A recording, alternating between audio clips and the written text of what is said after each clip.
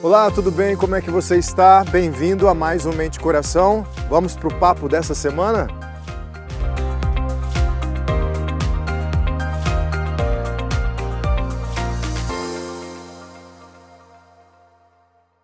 Sabe, ultimamente eu tenho pensado um pouco sobre a minha própria vida. E aí, aqui para o nosso Mente e Coração, eu pensei um pouco sobre você. Qual tem sido a sua reflexão acerca da sua vida? O valor que você tem dado para ela, se você acha que ela é importante, se você acha que ela faz alguma diferença, você está feliz com a sua vida? Isso é uma pergunta muito importante, viu? Porque a maioria de nós consegue tolerar a não conhecer o propósito da sua vida, o sentido da sua vida, o valor da sua vida, ou se vale a pena caminhar nesse mundo com muito pouca tolerância. Porque nós precisamos dessa referência para nós, para acordar todo dia de manhã. Sem esse senso de importância da sua vida, nós simplesmente começamos a não querer sair da cama, ou se saímos arrastados, vamos tomar café da manhã com desgosto, o nosso almoço tem gosto de amargura, o nosso jantar tem gosto de ressentimento, a gente vai se deixando levar por um peso enorme, esse peso vai se multiplicando, a gente vai começando a ficar muito irritado com gente no elevador perguntando como é que a gente tá, a gente vai começando a ficar irritado com as pessoas felizes demais com suas próprias vidas, a gente vai começando a ficar indignado com guerras distantes, com a política do nosso país, e a gente vai começando a achar que nem tudo vale a pena nesse mundo, e a gente progride para nada vale a pena nesse mundo, inclusive nem a minha própria vida, já que ela pesa demais, já que ela é triste demais. E aí essa lamentação vira murmuração, e essa murmuração vira uma desistência. Porque quando a gente desiste de reclamar, é um sinal que pode ser bom para quem estava ouvindo a reclamação, mas ruim para você. Às vezes a gente desiste de reclamar, de se queixar, de se lamentar, porque a gente acha que ninguém vai ouvir, ninguém vai fazer diferença e as coisas vão continuar as mesmas. E se as coisas que continuam as mesmas nos lançam tristeza, angústia e aflição, se é assim que está aí na sua vida, então nós começamos a achar que não tem saída. O espaço vai ficando curto, o trabalho não traz o prazer que deveria, a família não traz o prazer que deveria, os amigos não trazem o prazer que deveriam, os nossos lazeres e prazeres não trazem a satisfação que poderiam trazer ou que traziam no passado, e nós vamos ficando num cômodo apertado, sabe? Sensação de estar encaixotado num caixão mesmo vivo. Então, já que é para estar encaixotado num caixão mesmo vivo, então a gente começa a desejar que isso se efetive na nossa vida. Quando nós achamos que não há mais chance para alegria, mais chance para felicidade nas nossas vidas, nós começamos a achar a morte uma boa saída, uma boa solução. Porque quem sabe ela não nos ache lá. A tristeza não nos ache lá. A aflição não nos ache lá. A angústia não nos ache lá. Mas eu queria que você parasse um pouquinho. Para um pouco. Pensa um pouco. Você abriu no seu celular o Mente e Coração. Você foi ao canal da LPC ou recebeu a notificação e está assistindo esse vídeo agora e veio até esse ponto. Então, pensando nisso, eu queria te convidar para, antes de continuar pensando que a sua vida não vale a pena, de que não há mais oportunidades de felicidade ou alegria na sua vida, eu queria te convidar a refletir um pouco sobre as razões que te levam a se encarar dessa maneira. Pois bem, eu queria mencionar uma pessoa nas Sagradas Escrituras, na Bíblia, que teve desejo de morte.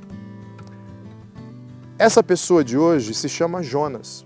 Jonas era um profeta de Deus, que foi escalado por Deus para profetizar contra uma cidade chamada Nínive.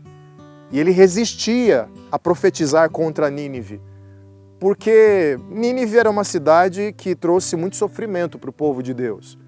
E ele não queria dar o gostinho, a chance de que esse pessoal se arrependesse de alguma maneira e o coração de Deus se enchesse de misericórdia, compaixão e perdoasse essa cidade.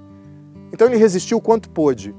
Até que não deu mais para resistir, ele fez o trabalho com muita má vontade, típico de algum empregado que não quer realizar a tarefa e faz de qualquer maneira. Ele sai da cidade de Nínive, senta-se no monte, constrói um abrigo, olha para aquela cidade e fica aguardando Deus destruí-la, Deus trazer julgamento sobre ela. Mas esse julgamento não vem. E junto com o não julgamento de Deus vem o desejo de morte. Ele fica tão furioso, tão bravo, que deseja morrer. Deus tinha feito crescer uma planta sobre ele para trazer uma sombra para o próprio Jonas. Mas assim que ele se aconchegou naquela sombra, o que aconteceu foi que no dia seguinte, um verme, uma lagarta, começou a devorar aquela planta e ela secou. Passou um vento e levou os restos da planta. Aí, a vontade de morrer de Jonas se renova. E a gente vê aqui em Jonas, capítulo 4, versículo 6, uma descrição dessa passagem.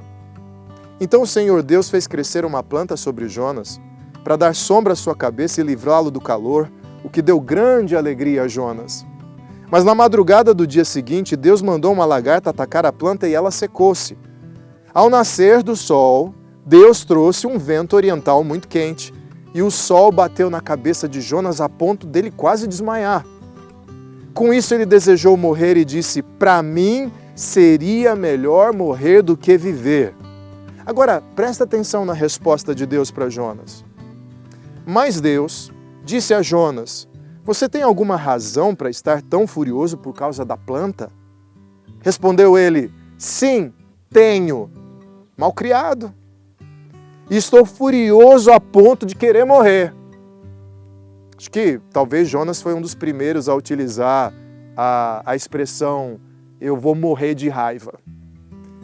Mas o Senhor lhe disse: "Você tem pena dessa planta, embora não tenha podado nem a tenha feito crescer. Ela nasceu numa noite e numa noite morreu. Contudo, Nínive tem mais de 120.000 pessoas que não sabem nem distinguir a mão direita da esquerda, além de muitos rebanhos.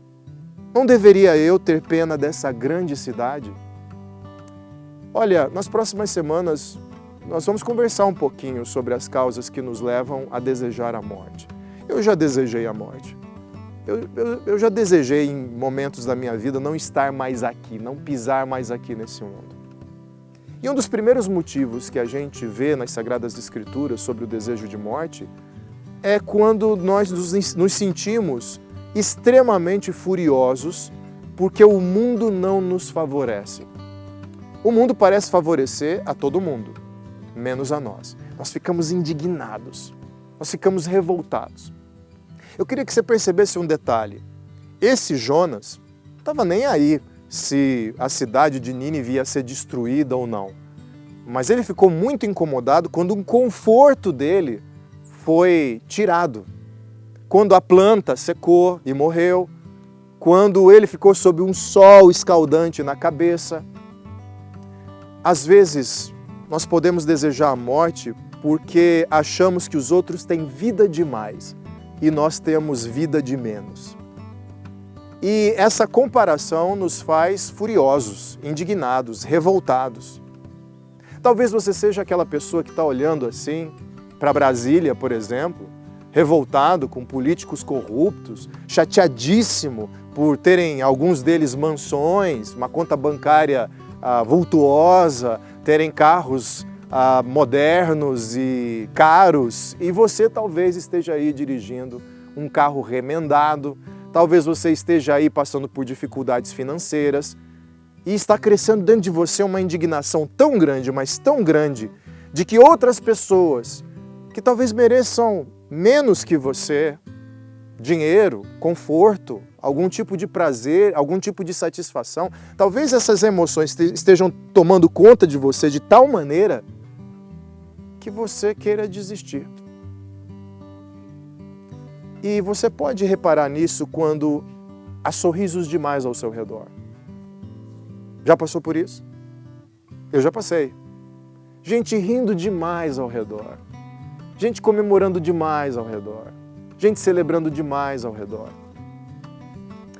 Eu queria abrir o meu coração brevemente para você.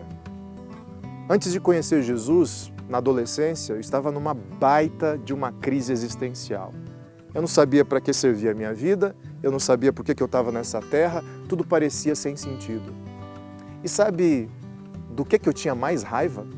Dos meus colegas de sala de aula que iam para as festas, que comemoravam, que namoravam, que andavam por aí celebrando e a cada dia apareciam comentando a nova partida de futebol do seu time, comemorando a conquista de um campeonato da seleção brasileira, falando do último filme que viram no cinema.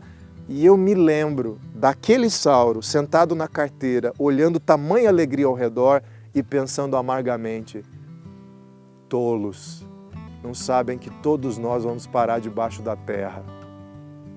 Pode parecer que eu era um jovem sábio falando com aquelas pessoas mentalmente, mas não era. Eu era uma pessoa amarga, com inveja da vida e da celebração da vida que aquelas pessoas estavam tendo ali, que aqueles meus colegas estavam tendo ali na sala de aula. Porque eu achava que eu não tinha vida. E aí, indignado, chateado, eu comecei a namorar, primeiro flertar, depois namorar com a ideia de seria bom morrer, seria bom partir daqui. Antes disso acontecer, eu fui Nínive para Deus. Jesus entrou na minha vida. Jesus me mostrou o valor da minha vida. E Jesus me mostrou que esse valor era tão grande nele que ele estava disposto a me dar a vida eterna. Deus não quer que a sua vida tenha valor só aqui. Deus quer que o valor da sua vida se estenda para a eternidade. Você é precioso para Deus. E olha, naquele momento em que você olhar ao seu redor e a fúria tomar conta de você e você achar que não tem o que merece, comece a olhar ao redor e comece a ver a misericórdia e a graça de Deus, a compaixão dele na vida de outras pessoas. Porque ao olhar para outras pessoas e vislumbrar o amor de Deus sobre elas, talvez, aliás, meu desejo é que com certeza você sinta que o olhar dele de misericórdia para os outros é o mesmo olhar de misericórdia para você. Se isso acontecer, a fúria vai te deixar, a indignação vai te abandonar e você vai se render a esse Deus. E talvez, ao contrário de Jonas, você vai dizer assim: se o Senhor valoriza tanto essas vidas de Nínive, então eu só posso concluir que a minha vida também te é preciosa. Deixa-me enxergar o teu amor por mim, porque neste momento eu não consigo ver. Deus te abençoe. Não desista ainda. Deus quer que você viva e Deus quer que você viva eternamente. Então aguarde e me acompanha até a próxima sexta-feira para a gente continuar essa conversa. Em nome de Jesus. Até!